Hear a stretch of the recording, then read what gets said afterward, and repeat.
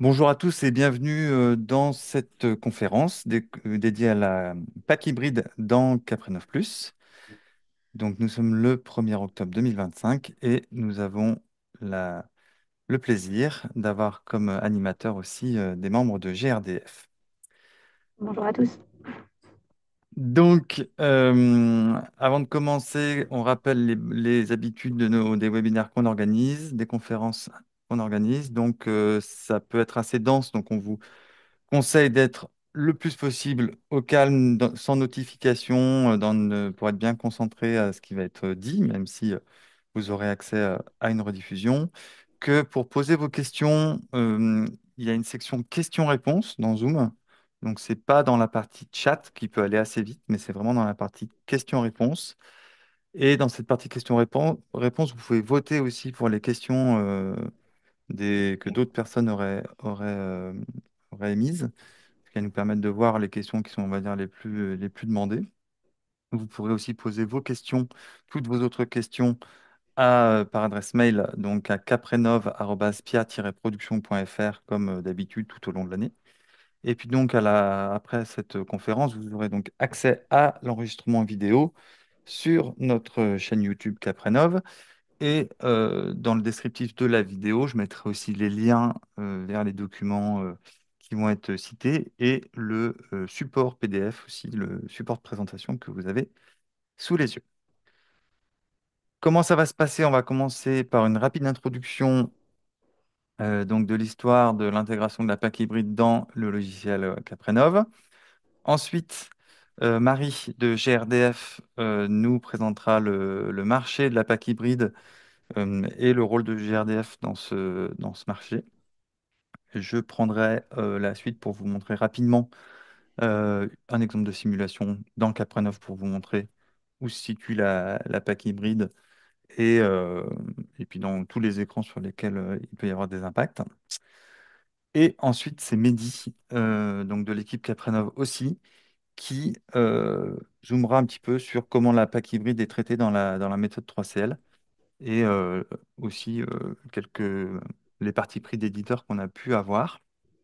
Nous avons aussi, j'en profite pour présenter Héloïse, dont le micro est coupé, mais qui sera là pour répondre aux questions par écrit si besoin, et donc qui est de l'équipe GRDF aussi.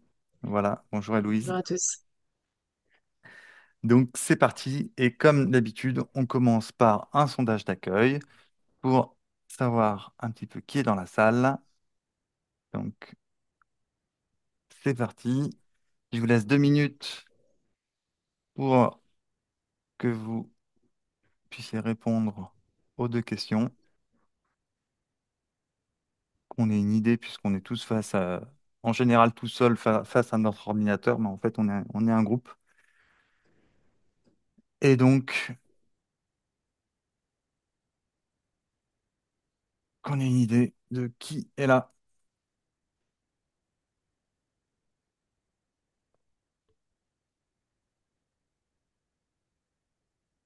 Voilà, vous êtes presque 80% à avoir répondu.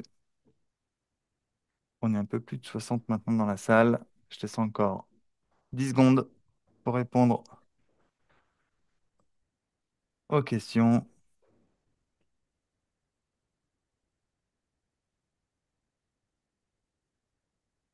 Et comme ça, après, je vous partage le résultat. Allez, c'est bon. Je me fais un sondage. Partage les résultats. Donc, normalement, vous devez les voir sur votre écran, mais je vais quand même les citer pour ceux qui verront le replay. Donc, on a 39% de bureaux d'études ou auditeurs ou diagnostiqueurs. Et ensuite, on a des membres du service public à 20%, des architectes et des entreprises du bâtiment. On a aussi des formateurs. Donc, bah, bienvenue à vous tous.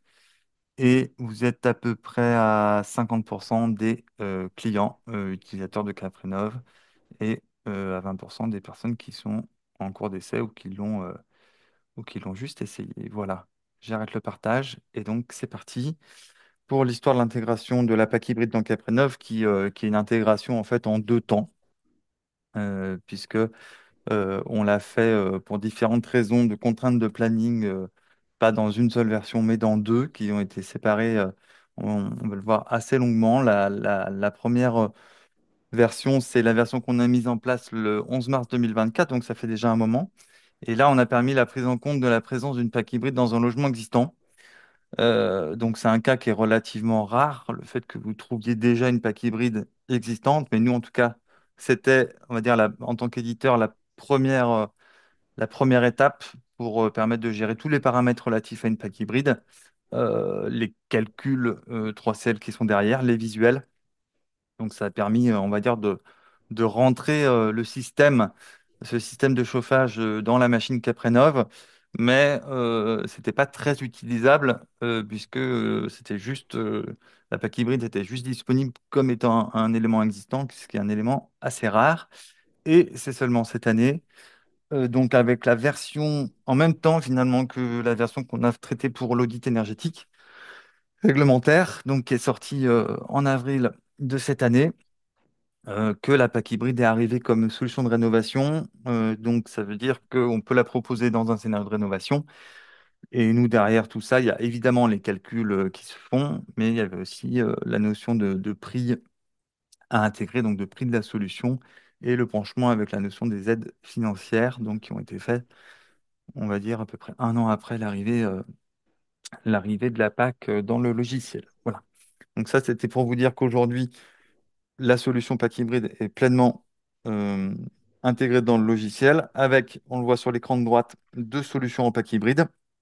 La pack hybride gaz, qui sera un peu plus le sujet aujourd'hui avec GRDF, puisqu'on va parler du gaz, mais les mêmes principes s'appliquent pour le fuel au niveau du logiciel et des calculs. Voilà pour ce qui était de l'intégration de la pack hybride dans Caprenov. Maintenant, je vais laisser la parole à Marie. Ouais. Et je vais Merci essayer de beaucoup. tourner les slides à peu près dans le... Voilà, donc à toi Marie pour la présentation du marché donc de la PAC hybride. Merci beaucoup, Florent. Ouais, alors, avant de rentrer vraiment dans le vif du sujet avec la PAC hybride, l'idée aussi, c'est de dire pourquoi GRDF, on vient vous parler aujourd'hui de ce sujet. Donc, nous, en GRDF, on est le distributeur de gaz en France. On distribue chaque jour le gaz à près de 11 millions de clients, que ce soit pour chauffer, cuisiner, les process industriels, et ça, indépendamment du fournisseur d'énergie. Aujourd'hui, le réseau de distribution de gaz en France, c'est plus de 200 000 kilomètres de réseau, donc c'est quand même 5 fois le tour de la Terre. Et en fait, ce réseau, il appartient aux communes. Donc, c'est vraiment aux collectivités. Et donc, il y a 9500 communes aujourd'hui qui sont desservies par le gaz en France. Et nous, on a une mission de service public. En fait, vraiment, on va travailler à concevoir, construire, exploiter et entretenir le réseau. On travaille beaucoup au verdissement du réseau. Vous entendez beaucoup parler du gaz vert, mais là, c'est vraiment effectivement un gros enjeu notamment de décarbonation pour nous, mais j'y reviendrai. On soutient toutes les innovations, bien sûr, technologiques, et on agit vraiment en faveur de la maîtrise des consommations d'énergie. Donc, on n'est pas pour que les gens consomment plus, mais vraiment pour aider à consommer moins et mieux. Alors, souvent, il y a l'amalgame. On n'est donc clairement pas un fournisseur d'énergie. On est encore une fois le distributeur. Donc, on distribue le gaz d'où qu'il vienne, en fait, de quel que soit le fournisseur. Et on ne vend et on n'installe aucun équipement de chauffage. Donc, ça, c'est important pour la présentation du jour, parce que ce n'est pas parce que je vais vous parler de pompe à chaleur hybride que nous, on vend des pompes à chaleur hybride. Ce n'est pas du tout le cas. C'est vraiment, on défend cette solution de décarbonation au gaz. Et du coup, on a, nous, dans notre projet entreprise qui s'appelle Mission Décarbonation, on vise vraiment trois piliers. L'idée, c'est vraiment de multiplier par 5 la production de gaz vert d'ici 2030, donc arriver à 20% de gaz vert dans les réseaux. Aujourd'hui, on est à peu près à 4%, de diviser nos propres émissions en tant qu'entreprise de gaz à effet de serre. Hein, forcément, ça, c'est un enjeu propre. Et surtout, et ça c'est plus en lien avec vous, c'est on vous apporte à tous, clients, partenaires, fournisseurs, des solutions pour réduire l'empreinte carbone. C'est un peu, ici, va s'inscrire vraiment la promotion qu'on va faire de la pompe à chaleur hybride. Alors, ceci étant dit, du coup, on s'était dit que c'était bien aussi de resituer quelques généralités sur le gaz, parce qu'on entend beaucoup de choses dans les médias. Et aujourd'hui, il faut savoir que le gaz, dans le secteur du bâtiment et notamment dans le secteur résidentiel qui va nous intéresser aujourd'hui, il a une place prépondérante. Donc, je vous ai parlé, hein, c'est près de 11 millions de clients qui sont raccordés aujourd'hui au réseau de gaz. Il y a deux chiffres importants à retenir. C'est une maison sur trois aujourd'hui qui est chauffée au gaz et un appartement sur deux. Ça veut dire qu'aujourd'hui, le gaz, il couvre 36%, pardon, des besoins de chauffage en France. Donc, c'est vrai qu'on entend des fois, bon, bah voilà, la chaudière va être interdite, le gaz, c'est fini, le gaz est interdit. Déjà, c'est faux, puisque même dans le neuf, il y a des solutions qui existent. Et en plus, on couvre quand même une part hyper importante des besoins de chauffage en France. Et encore une fois, hein, ce réseau appartient aux collectivités. Et puis, donc, on a des atouts, nous, à faire connaître, ou plutôt aussi reconnaître les prix. On entend aussi énormément de choses dans les médias sur les prix. En plus, le prix du gaz, tous les mois, change, alors que par exemple, le prix de l'élec, ça va être tous les 6 mois. Mais on a des prix qui sont compétitifs dans la durée, parce que c'est intéressant de regarder effectivement dans le passé, mais voilà, si on se dit qu'une facture au gaz dans le passé, sur les 15 dernières années, c'était 15 à 20% moins cher que les principales autres énergies de chauffage. Aujourd'hui, si on regarde juste le prix TTC du kilowattheure, on voit qu'il est compétitif, notamment par rapport à celui d'électricité avec lesquels on le compare beaucoup, c'est 1,7 fois moins. Ça ne veut pas dire que la facture est 1,7 fois moins importante. Bien sûr, quand on chauffe par exemple avec une pompe à chaleur RO qui est performante, ça va réduire et bien sûr faire baisser la facture. Ça n'empêche que le gaz, le prix TTC vraiment de la molécule, est très compétitive. Et on est retrouvé à des niveaux assez proches de ce qu'il y avait eu avant la crise énergétique avec la guerre en Ukraine. Et puis, il y a aussi, dans le futur, on sait que les prix sur les marchés, en fait, sont plutôt vus sur le gaz avec une tendance plutôt baissière, à la différence parfois d'électricité où on sait qu'on va avoir quelques évolutions, notamment liées au nucléaire. Donc, voilà pour les prix. Deuxième atout, les solutions. Pareil, des fois on nous dit, ah ouais, mais il n'y a pas forcément de solution au gaz. Si, il y a des solutions, bien sûr en complément des travaux liés à l'isolation sur le bâti, la ventilation.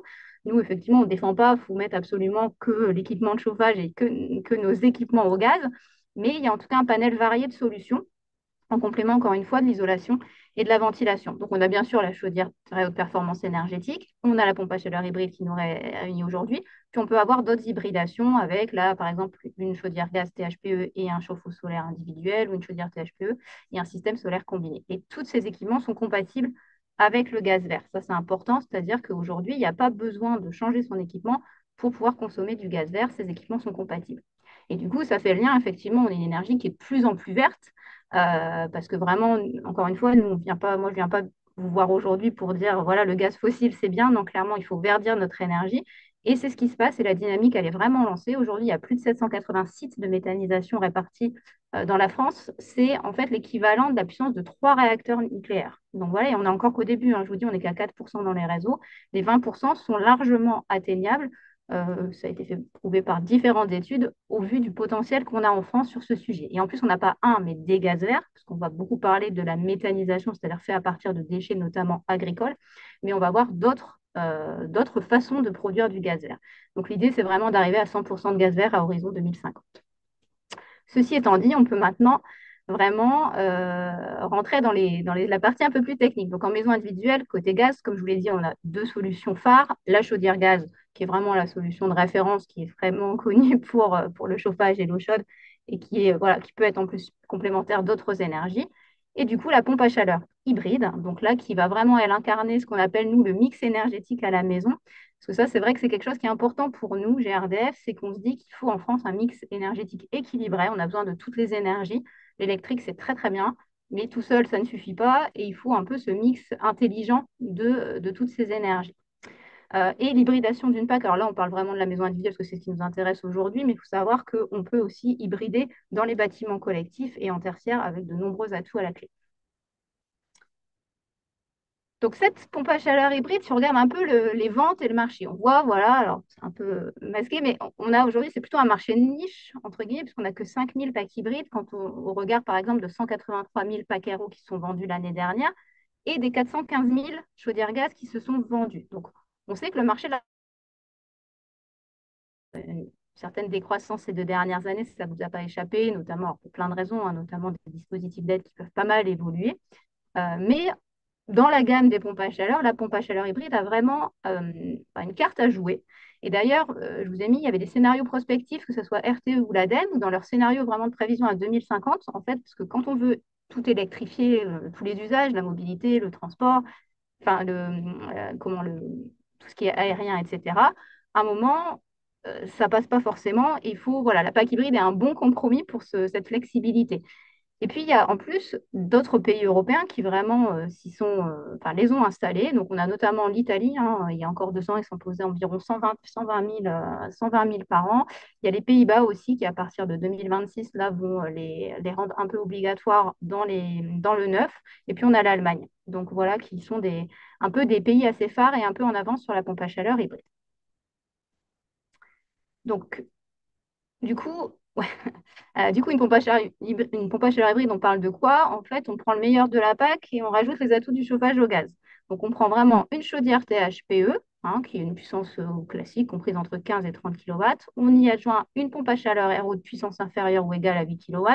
Ça peut aller au-delà dans des cas un peu exceptionnels, mais tout l'intérêt vraiment de la pompe à chaleur hybride, c'est d'avoir une pompe à chaleur RO de petite puissance. Parce que du coup, vous avez quand même la chaudière qui vient faire la pointe, notamment quand les températures baissent. Et le tout va être piloté en fait par une régulation intelligente qui va être intégrée. Et tout ça, ça va permettre de chauffer, produire de l'eau chaude ou rafraîchir. Sachant que la production de chaude peut être faite par la PAC. C'est à peu près aujourd'hui, on va voir dans les modèles, 50% des modèles qui proposent ça peut être chauffé par la chaudière ou peut être un combo des deux.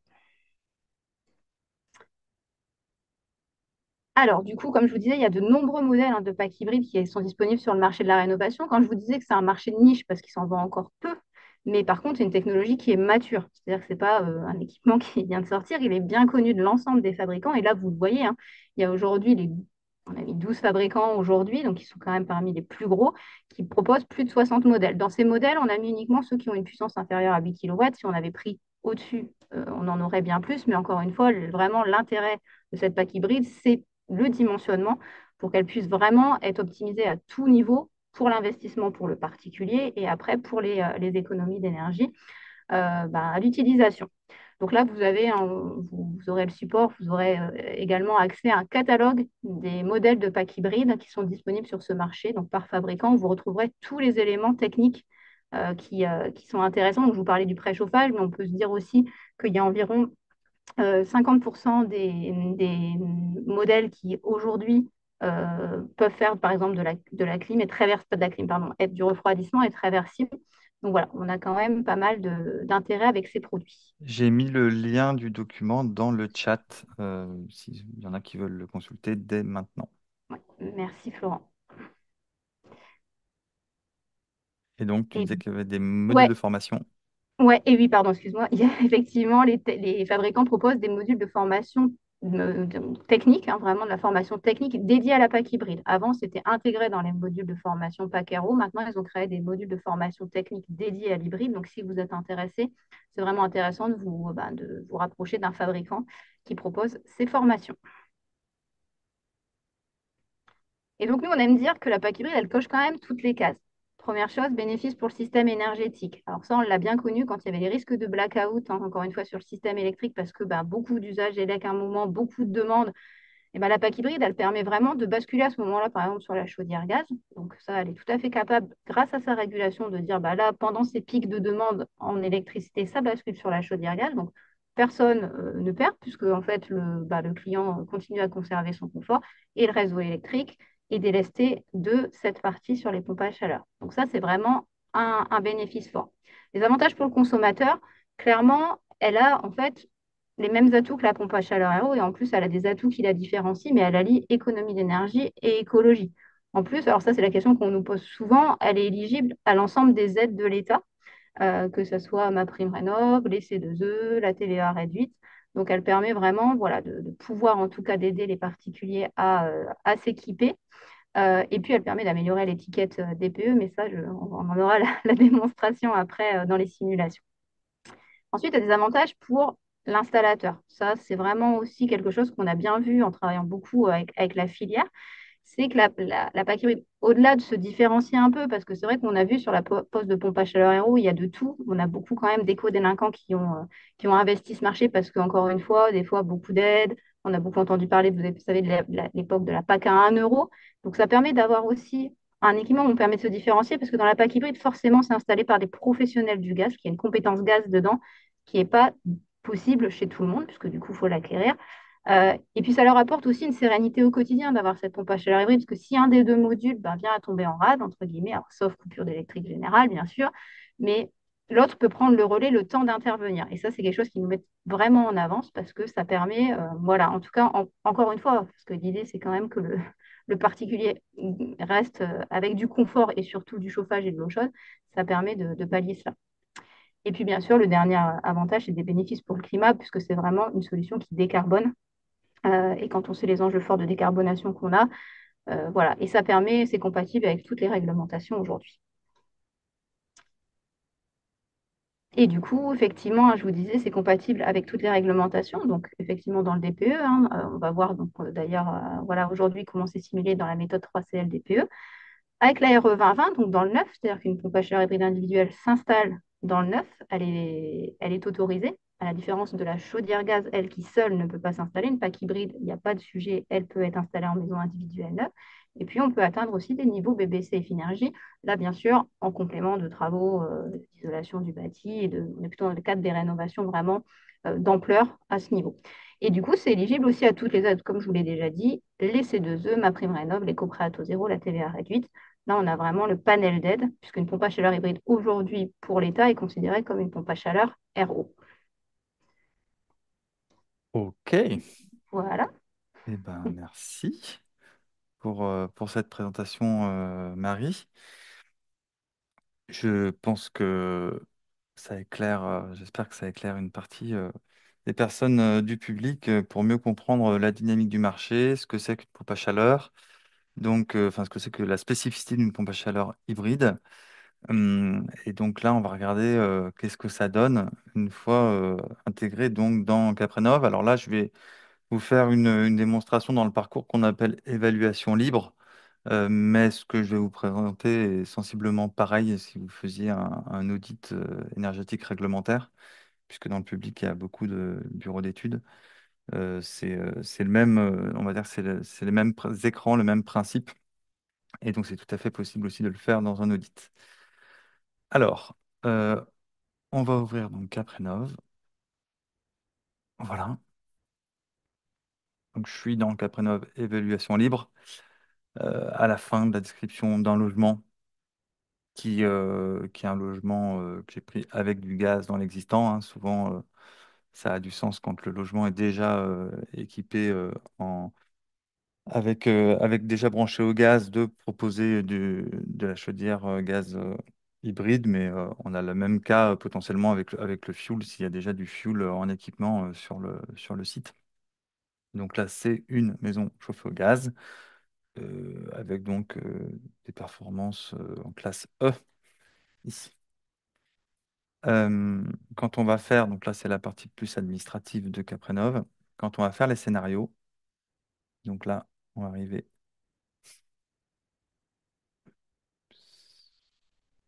petite seconde, je, je l'avais ouvert d'avant, excusez-moi, un problème dans mes fenêtres. Bon, voilà, c'est bon. Voilà. Donc là j'ai pris deux scénarios dans cet exemple. Après, vous pouvez évidemment jouer avec en demandant une démo ou si vous avez déjà le logiciel. Vous pourrez faire tout un tas de simulations.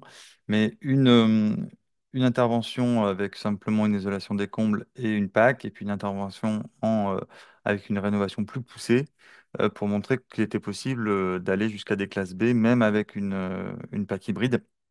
Même si, on va dire que puisque dans l'étiquette, il y a la partie CO2, ça va être des fois difficile.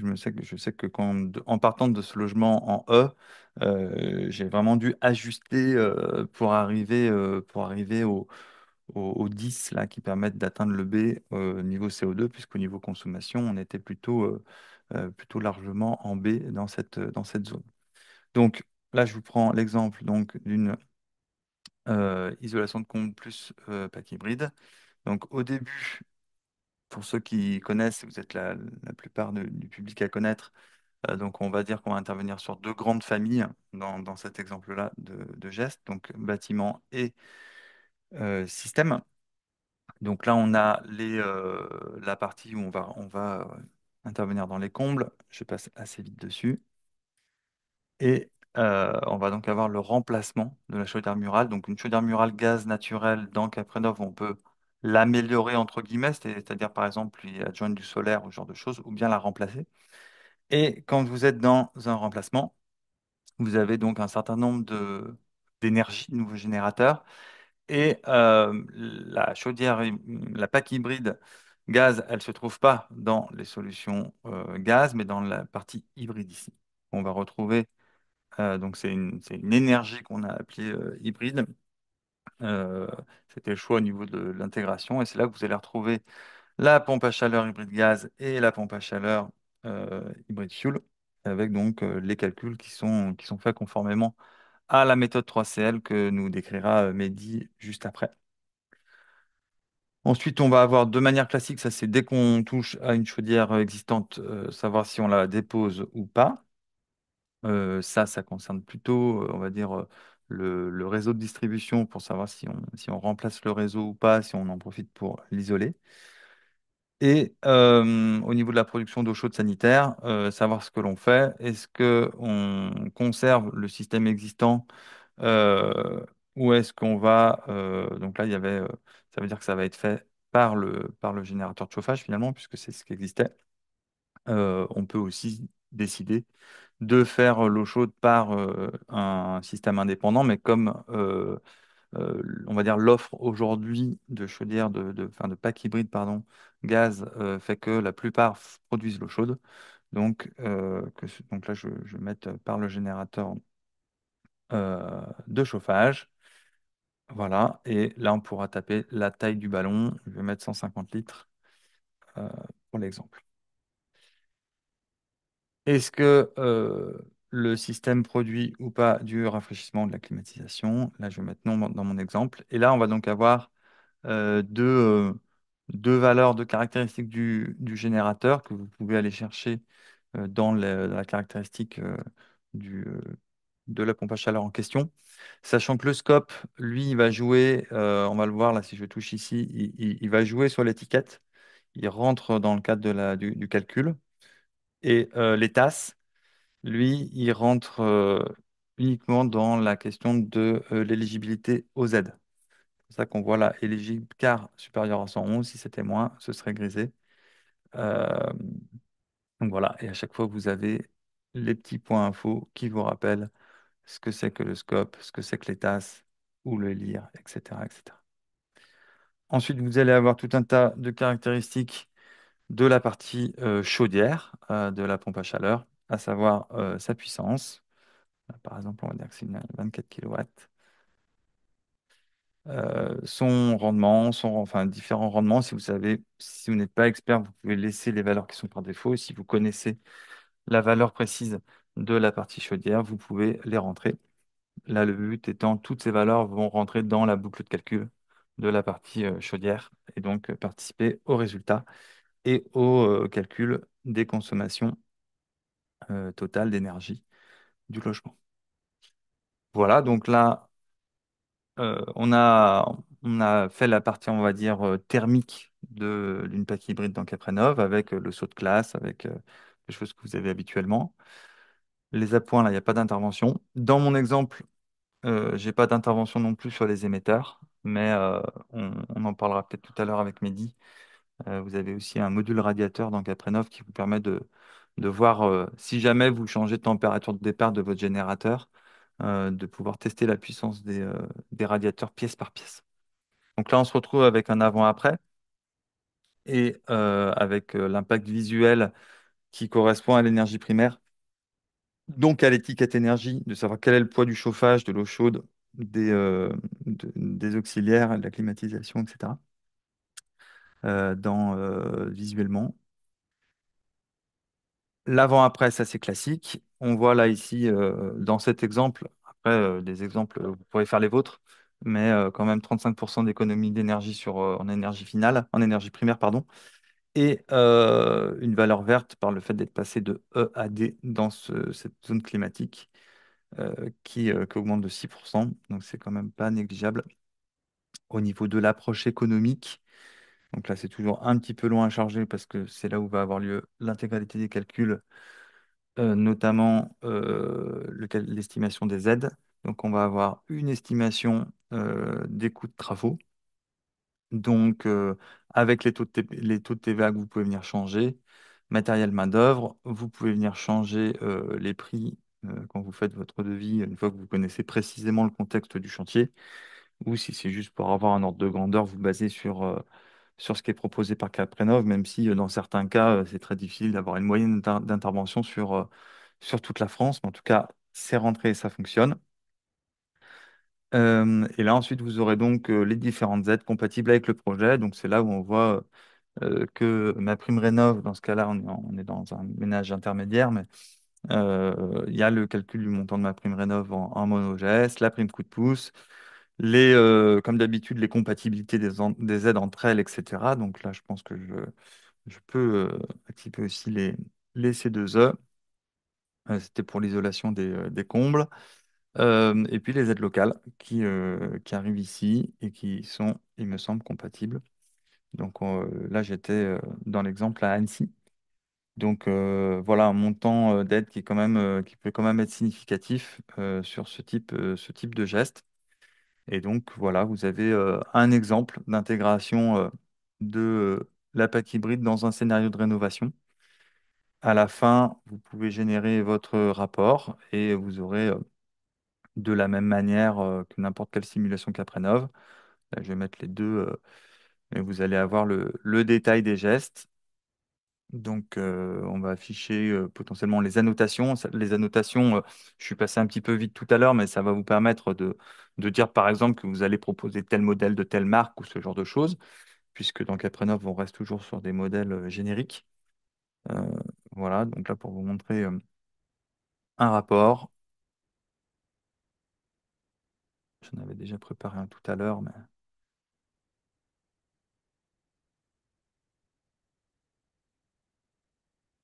le rapport se génère.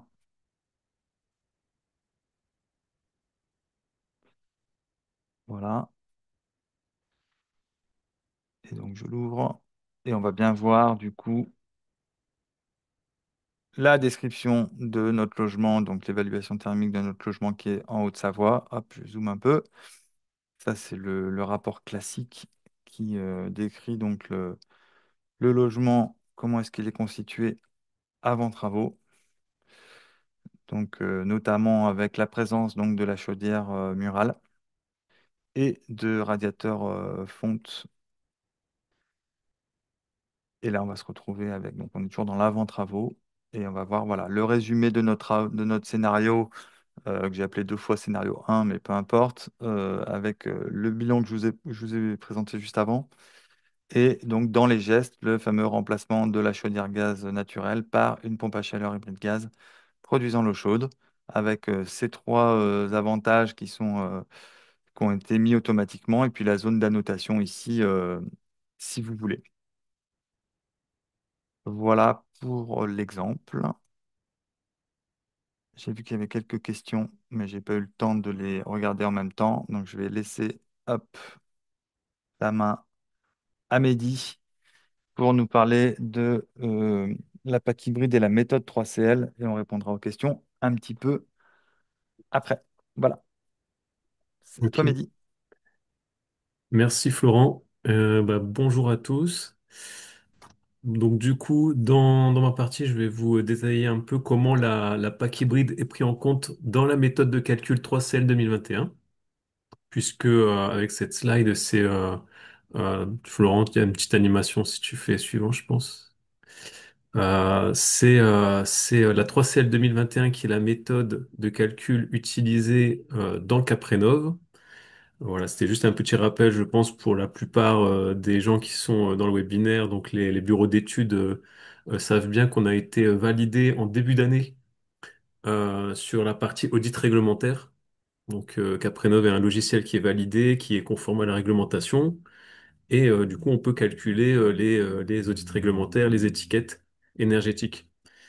Et les gains d'étiquettes, on peut calculer les gains d'étiquettes comme ça pour les dossiers de subvention. Donc c'est un petit rappel parce qu'on va voir par la suite que c'est ce qui fait voilà, c'est principalement comme ça qu'on prend en compte la PAC hybride, c'est avec la méthode de calcul 3CL 2021 et un et avec ses limitations. On peut pas déroger à ça, quoi. On peut pas faire notre petit calcul tout seul dans notre coin de la PAC hybride. Donc là, voilà, faisons court, allons directement droit au but. J'ai mis ici les trois simplifications qui sont utilisées dans la méthode de calcul 3CL 2021 et qui peuvent du coup impacter les consommations de la PAC hybride. Euh, donc, déjà, on a vu tout à l'heure, il y avait différents types de régulation pour la PAC hybride. On peut choisir différentes stratégies de régulation en fonction du prix du kilowattheure, en fonction de l'énergie primaire, du CO2. Ça, il n'y a pas du tout cette possibilité-là dans Caprénov. On l'a vu hein, pendant la démonstration de Florent. On ne peut pas choisir ce type de régulation. Et c'est normal puisqu'on ne peut pas choisir ce type de régulation dans la méthode de calcul. Deuxième point, Marie aussi en a parlé tout à l'heure, c'est qu'il y a quand même une bonne partie des pompes à chaleur des packs hybrides qui permettent de faire une production de CS ou à minima du préchauffage. Et ça augmente encore le gain énergétique. Ce qu'il faut savoir, c'est que dans la méthode de calcul, actuellement, l'eau chaude sanitaire est produite à 100% toute l'année par la partie chaudière de la PAC hybride. Voilà, donc c'est complètement produit par le gaz. Et la troisième simplification, qui est un petit peu plus compliquée à expliquer, mais j'ai une slide qui suit après, c'est le calcul en lui-même des consommations, notamment la part de chauffage produite par la partie PAC et par la partie chaudière.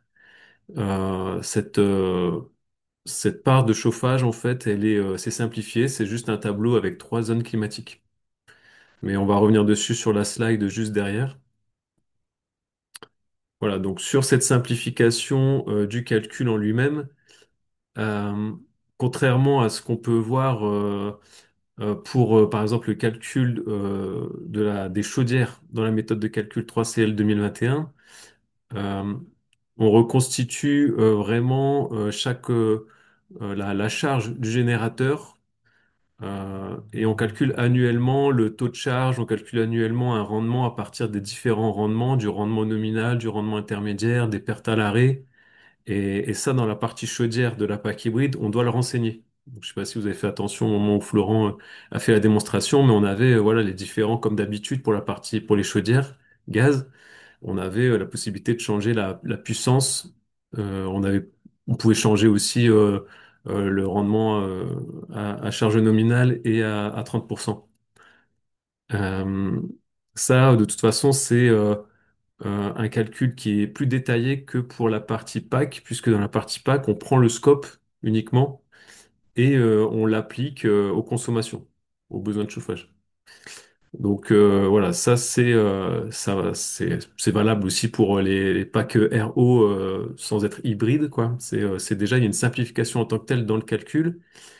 Et là, je vous ai remis aussi les deux cartes différentes qui sont finalement qui se croisent dans la méthode de calcul 3CL 2021, puisque la partie de droite, c'est déjà une simplification en soi de la météo en France, mais c'est ce qui est utilisé, c'est les fichiers climatiques, les données climatiques qui sont utilisées pour les calculs des consommations de chauffage.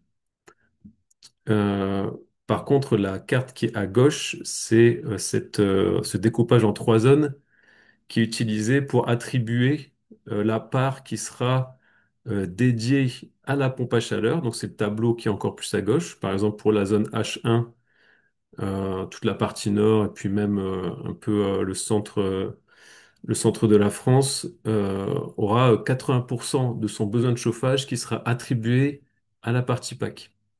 Alors que 20% du reste du besoin de chauffage sera produit par la partie chaudière. Donc il n'y a pas une grosse différence entre les différentes zones, mais voilà, c'est un parti pris qui peut être discuté puisque forcément ça dépend en fait de la météo réellement euh, où le logement se situe. Ça dépend des températures extérieures de base, ça dépend normalement de la stratégie de régulation et des performances de la pompe à chaleur, des performances du COP en fonction des températures extérieures. Donc voilà, c'est simplement à retenir que la méthode 3CL, c'est une méthode simplifiée. Donc de base, il faut pas non plus, comment dire, crier au loup, finalement, la méthode de calcul, elle est simplifiée. Ça paraît logique aussi que cette partie pack hybride soit simplifiée, mais il faut connaître ses limitations, je pense, quand on modélise la pack hybride. Voilà, donc là, c'était ce schéma qui permet aussi de visualiser en fait la courbe rouge, c'est le profil de consommation de la PAC hybride. La partie verte, c'est la partie produite par la chaudière. La partie blanche, c'est la partie et la partie bleue, c'est la partie qu'on pourrait dire produite par la partie PAC. Et ça dépend réellement de la température extérieure, puisque ça dépend de la quantité d'énergie qui peut être récupérée par la partie PAC. Donc voilà, c'est pour ça que cette carte simplifiée produit des consommations. C'est forcément simplifié et voilà, ça peut modifier les consommations. Et là, on voit, Mehdi, que c'est pas forcément du tout ou rien. C'est pas une relève directe où d'un coup la pompe à chaleur s'arrête et laisse la part à la chaudière. Mais Oui, il y a une zone où les deux peuvent fonctionner côte à côte, c'est ça? c'est ça et ça voilà, si on avait un modèle de calcul précis, on aurait pu modéliser ça, la température de bascule finalement, en sachant que ça peut être aussi une stratégie enfin Marie et Héloïse pourront confirmer, mais voilà, ça dépend des machines, quoi, et justement de la régulation. Mais c'est le point fort des packs hybrides, c'est d'avoir une régulation intégrée, contrairement on va dire, aux anciennes packs avec relève de chaudière, où la régulation, elle est un peu plus simple en général et ne permet pas toujours de faire fonctionner les deux en même temps, quoi. Ok.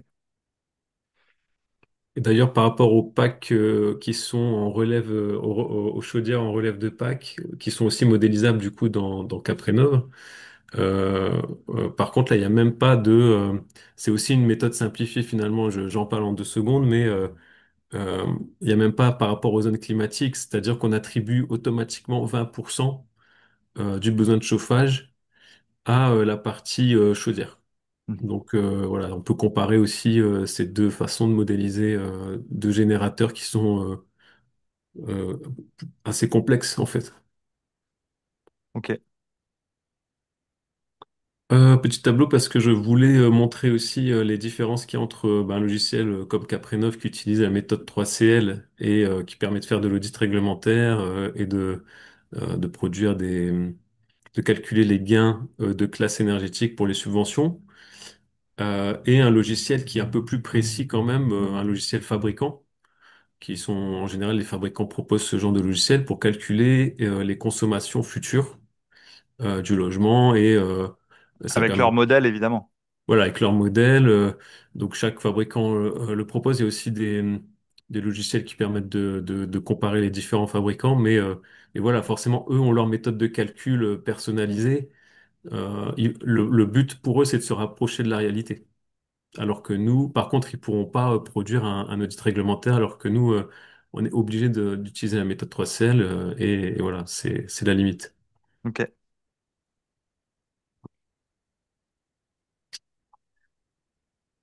Et une dernière slide ici sur le dimensionnement de la PAC hybride et des radiateurs.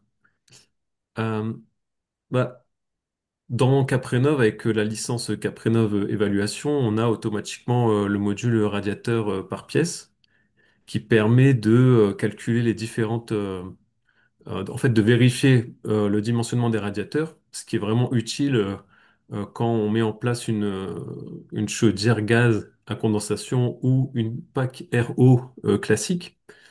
C'est aussi utile pour les packs hybrides, mais c'est vrai que l'intérêt de la PAC hybride, c'est quand même de pouvoir réutiliser en général les anciens radiateurs. Bon, même s'il faut quand même le vérifier pour se couvrir d'un point de vue assurantiel. Là, je parle un peu plus pour les artisans ou les entreprises qui sont là. Mais voilà, c'est possible de faire ce calcul avec Caprenov, avec le module dédié. Et voilà, j'ai juste mis une petite conclusion que la PAC hybride permet de s'affranchir quand même du régime d'eau de dimensionnement de la PAC, puisque quand on dimensionne, on va On part du principe que c'est la partie chaudière qui doit subvenir à la puissance de chauffe du logement. C'est pas la partie pack. Donc ça nous simplifie la vie pour dimensionner le générateur en fait. Hmm. Et puisque on a vu tout à l'heure Marie en parler, la PAC c'est une puissance de 8 kilowatts en général et la chaudière avec 25 kilowatts, quand on fait une rénovation globale, on est quand même largement au-dessus de ça, il n'y a pas de souci quoi.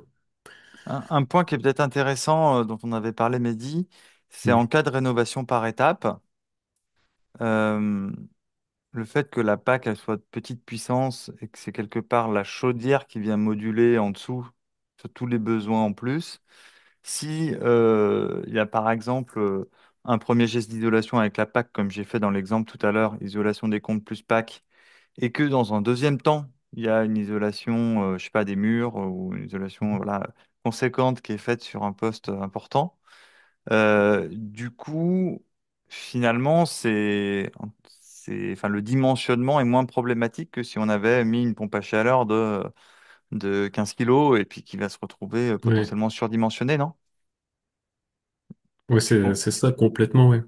Ouais, c'est quand même l'avantage, je trouve aussi de la PAC hybride, c'est finalement la puissance de la PAC est réduite, donc une fois qu'on va diminuer le besoin de chauffage et la puissance de chauffage, on sera quand même encore au bon dimensionnement. Alors et du coup, la partie chaudière qu'on voyait sur le petit graphique, elle va se réduire. Mhm. Mais voilà, il y aura pas de souci particulier. En plus, la partie chaudière peut aussi moduler, donc on sera toujours bien dimensionné et c'est vrai que on joue la sécurité quoi. Par rapport à ça, je terminerai sur le fait que on a produit un article dédié au pack hybride qui sera disponible dans les prochains jours sur notre site internet, dans la partie blog, où on détaille un petit peu tous ces points-là. Donc, je le mettrai aussi, cet article, en lien de la description du replay quand il sera disponible. Comme ça, vous, si vous voulez creuser, vous pourrez aller voir, notamment cette partie avantages-inconvénients qui se pose forcément quand on est face à un ménage qui doit prendre une décision. Voilà, en termes évidemment de coûts, mais aussi de maintenance. Et on notera principalement que du côté des inconvénients par rapport à une PAC Aéro simple, bah, c'est qu'il y a le maintien d'un abonnement gaz et donc de ses coûts associés dans les coûts de fonctionnement. Mais que dans les avantages, en tout cas moi c'est ce que j'ai appris les derniers mois en travaillant sur la PAC hybride, c'est aussi que la PAC elle est plus petite. Et donc en termes de nuisances sonores par exemple, en termes de maintenance aussi, ça peut être intéressant d'avoir un double système. Donc voilà, c'est pas ce qu'on voulait dire à travers cette conférence, c'est pas forcément la solution miracle à tout. Mais c'est une solution qui, dans certains cas, mérite vraiment d'être étudiée, notamment quand il y a déjà un raccordement au gaz qui est fait du logement, où ça peut être participer à une solution mixte intéressante. Merci Mehdi. Est-ce que tu voulais rajouter quelque chose en guise de conclusion, ou est-ce qu'on passe aux questions? Ben, c'est bon pour moi. Ok. Bon, alors du coup, il nous reste 10 minutes. On est vraiment bien dans les temps, là, super. J'ai sélectionné trois questions qui avaient été posées quand vous êtes inscrit à cette conférence, vous pouviez poser des questions. Donc j'ai sélectionné trois questions, puis après on verra si dans les questions, il y a encore des questions en suspens, puisque je vois qu'Héloïse a bien répondu pendant toute cette conférence aux questions qui se sont posées au fur et à mesure. Donc, première question, c'était une question un peu générale, je ne sais pas, mais je trouve qu'elle était intéressante, même si on n'aura peut-être pas Ouais. une réponse très précise, mais comment mettre en avant le gaz en ce moment? Passage au bio, point d'interrogation. Moi, je dirais une seule chose avant de laisser la parole à GRDF, c'est que nous, dans le Caprénov, on met en avant aucune énergie. Voilà, on se doit d'être neutre envers tout un tas de solutions. Et aussi, on se doit d'être neutre par rapport aux énergies. Donc, on ne va pas mettre plus en avant l'une que l'autre. Là, vous savez qu'il va y avoir un changement de coefficient d'énergie finale vers primaire pour l'électricité, ben, on n'a pas le choix, on l'applique, qu'on soit d'accord, qu'on soit pas d'accord, etc. On le fait parce que c'est la règle qui s'applique à tous. Donc voilà, en ce qui concerne nous, Caprenov, nous, on ne met pas en avant le gaz. Et après, en ce qui concerne, on va dire plutôt la partie argumentaire, je laisse Marie répondre. Ouais, bah, on en a pas mal parlé. Alors moi, j'ai envie de répondre, bah, avoir un discours de vérité, parce qu'effectivement, nous, on est encore une fois pour un mix énergétique et l'électricité ou la pompe à chaleur aéro, puisque du coup, on nous compare souvent, est très adapté dans plein de situations. Mais c'est plutôt dire, voilà, bah, de connaître les essentiels, comme je vous ai dit, sur la compétitivité du prix, sur effectivement son verdissement. Et puis, bah, les atouts de cette pompe à chaleur hybride. Alors là, Florent, vous en avez pas mal parlé. Il y a aussi le fait, bah, quand effectivement on est déjà chauffé au gaz, qu'on n'a pas à changer ses émetteurs, c'est des choses aussi qui peuvent être impactantes, etc. Et donc, il y a plein d'atouts en fait à mettre en avant dès lors que en fait, c'est adapté pour le particulier. En fait, ce qui compte, c'est vraiment ça. C'est-à-dire que nous, on n'est pas le gaz est bien partout, la PAC hybride est bien partout. C'est pas la vérité. Par contre, elle est adaptée dans plein de situations. Et avec ce verdissement du gaz, c'est vrai que voilà, ça laisse quand même des perspectives en termes de décarbonation qui sont vraiment intéressantes pour les particuliers, en fait. En termes de décarbonation et aussi, je pense, en termes de localisation, de relocalisation, parce que le gaz, bon, depuis les événements à l'est de l'Europe, ça a été aussi un enjeu géopolitique, Nord Stream, etc. C'est vrai qu'il y a un côté qui Mm. peut faire peur, mais qui, sur les autres énergies, n'est pas toujours bien mieux, en tout cas sur les énergies fossiles. Sur les énergies renouvelables, c'est un peu différent, mais C'est OK pour Ouais. cette Mais c'est vrai partie-là. on a un gros avantage, c'est d'être une énergie stockable. Et du coup, si en plus elle est produite en fait localement, donc c'est la souveraineté énergétique, comme vous le dites, pardon. Et c'est le fait effectivement, comme c'est stockable, en fait, c'est vraiment un gros avantage parce que ça peut répondre à la demande. C'est différent effectivement des énergies, des autres énergies renouvelables qui peuvent être plus intermittentes. OK, merci, merci Marie. Euh, Deuxième question, peut-on conserver une chaudière gaz à condensation? Marie, je te laisse répondre. Et puis Alors après, je pourrais déjà, dire dans Caprénov. ouais, déjà aujourd'hui, la chaudière gaz à condensation n'est pas interdite. Et voilà, parce qu'il y a quand même pas mal, comme je vous l'ai dit, hein, que ce soit dans le neuf ou alors là, il faut qu'elle soit adjointe notamment avec un CET, mais en rénovation, elle est tout à fait autorisée. Et si la question était sous-entendue en lui adjoignant une pompe à chaleur, parce qu'on a pas mal de questions sur la relève, oui, il est tout à fait possible, notamment qu'on a une chaudière gaz récente. C'est quand même bien dommage d'un point de vue environnemental de la décrocher pour la remplacer pour une pompe à chaleur RO. Là, un bon système pourrait aussi effectivement lui adjoindre une pompe à chaleur. Et donc, voilà, il y a ce système de relève qui permet de décarboner, de baisser aussi les consommations. C'est ça. Et c'est là où c'est plus vraiment une PAC hybride.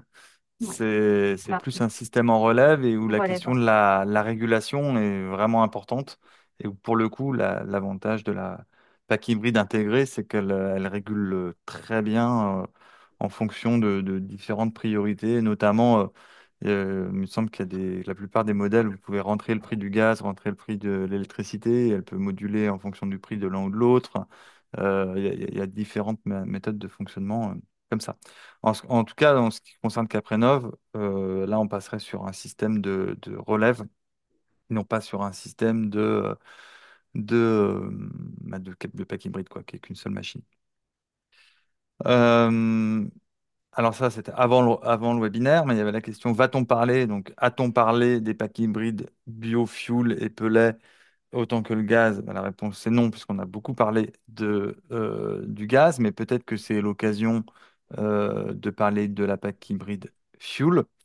Donc nous, en termes de méthode 3CL MEDI, mis à part le calcul du CO2 où le poids des énergies est différent, il me semble que les calculs sont les mêmes, Mehdi. Est-ce que tu confirmes? En fait, c'est ça, il n'y a pas de distinction dans la 3CL entre gaz, fuel et pelé, en sachant que, euh, enfin voilà, moi je connais pas beaucoup de packs hybrides pelés, mais je sais que ça existe, mais voilà. Mais en tout Dans la cas, méthode, je crois pas, hein. dans la méthode, ça n'existe pas, enfin la distinction n'est pas faite, et voilà, c'est tout ce que je peux dire, mais voilà. Ok. Et on a vu dans la question 1, dans la question 3, la question finalement du biogaz, du biofuel, ces questions finalement du contenu carbone aussi de ces énergies. Et ça, c'est des éléments qui ne sont pas pris en compte non plus dans la méthode 3CL. Que votre client, à la fin, il se chauffe chez un fournisseur où il va chercher du gaz Hmm. renouvelable ou du gaz, on va dire, classique, ça va pas changer le résultat. Il n'y a pas de grille différente dans la méthode.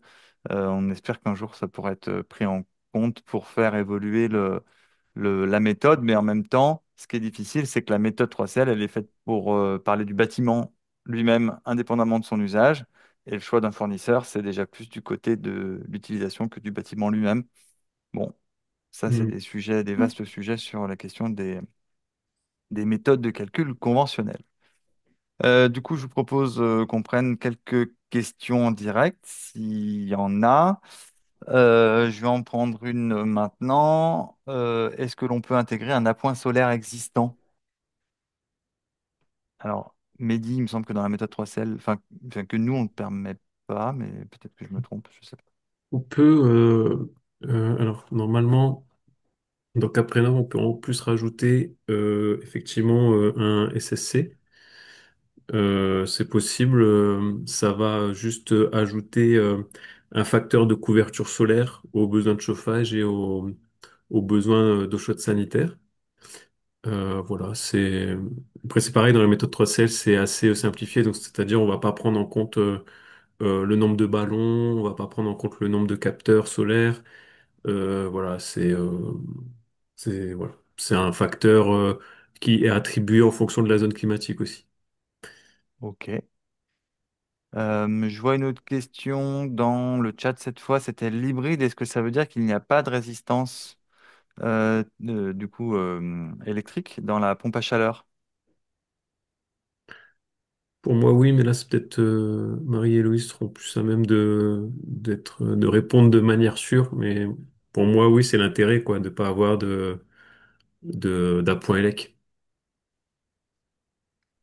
Ouais, je veux bien qu'Héloïse, tu interviennes pour pas que je dise de bêtises. Oui, alors je pense que les fabricants prévoient quand même le, le système, mais qu'il n'est pas utilisé parce que c'est la pointe chaudière qui prend le relais.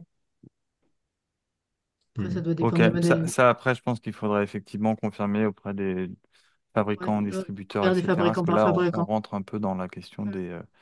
des gammes. Il y avait une autre question de Hubert Mirono. Existe-t-il un module qui permettrait d'avoir le même résultat sans déposer la chaudière? Donc, c'est-à-dire, si je reprends la question de tout à l'heure, c'est-à-dire en fait, j'ai une chaudière existante et j'y rajoute en relève une pompe à chaleur. Aujourd'hui, dans Caprenov, on ne peut pas faire ça, faire de la relève en réno, si je dis pas de bêtises, Mehdi, mais par contre, ce serait techniquement possible par la méthode 3CL. Ouais, c'est ça. C'est ça. Donc là, ce serait une évolution de notre logiciel. Mm. Donc aujourd'hui, enfin, nous, on ne répond pas à ce cas d'usage particulier, mais probablement que d'autres logiciels le font, logiciels de bureau d'études, etc. Nous, aujourd'hui, c'est pas une demande très récurrente. Enfin, en tout cas, elle n'est pas dans le haut de nos priorités. Mais si jamais ça vous intéresse, n'hésitez pas à nous le faire remonter. On a notre outil je mettrai le lien en description aussi qui permet de suggérer vos demandes d'évolution pour l'application. Voilà. Voilà, bah, écoutez, moi je vois pas d'autres questions. Je sais pas si Marie ou Mehdi, vous avez identifié des questions, soit dans le chat, soit ailleurs, ou si Oui, il y c'est a bon peut-être pour dans vous. le chat que voilà, il y a une question où on utilisait tout le temps la pompe à chaleur, mais non, vraiment le principe de la pompe à chaleur hybride, c'est soit la pompe à chaleur fonctionne seule, notamment quand les températures sont plutôt clémentes et que en fait son rendement est optimal. Après, on a le point de bivalence où les deux vont fonctionner ensemble, donc la chaudière va faire un peu de complément. Et après, vraiment, il y a la température de bascule où là, la chaudière va fonctionner seule pour prendre. Donc voilà, donc on fera une réponse peut-être un peu plus détaillée à l'écrit, mais je voulais juste la PAC ne Mm. fonctionne pas du coup toujours. Mais par contre, il y a une règle effectivement où la pompe à chaleur doit couvrir à minima 70% des besoins de chauffage. Donc c'est elle qui fonctionne quand même en majorité, hein, c'est le principe aussi. Et c'est pour ça d'ailleurs qu'elle est éligible à toutes les aides. Mais il y a quand même cette possibilité notamment que la chaudière fonctionne seule. Ok, Voilà, juste pour la précision. bon, bah écoutez, merci de votre attention à tous. On est dans les temps, c'est parfait. Il est 18 heures. S'il y a des questions auxquelles on n'a pas eu le temps de répondre, vous pouvez donc nous les adresser. Je vais remonter au tout début de la présentation. Bah, ça tombe bien, c'est là. à donc caprénov tout attaché arobase pia-production.fr. Je remercie Marie, Héloïse d'avoir été nos invités aujourd'hui pour parler de ce sujet technique de la PAC hybride. Je vous souhaite à tous et à toutes une bonne soirée et à bientôt.